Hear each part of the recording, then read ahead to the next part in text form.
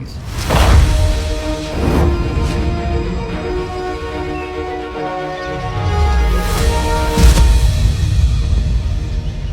Hunting weaver birds 12 feet above her.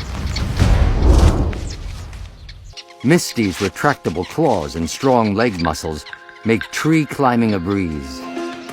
But from up here, the nest is an impenetrable fortress.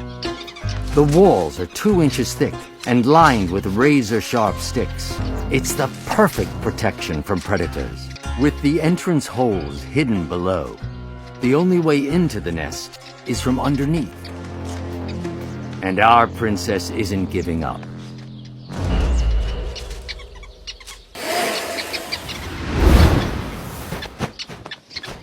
Misty needs as much leg power as possible.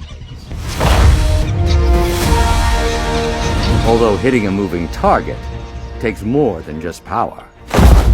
But Misty has that covered as well. She has the body of an Olympic gymnast.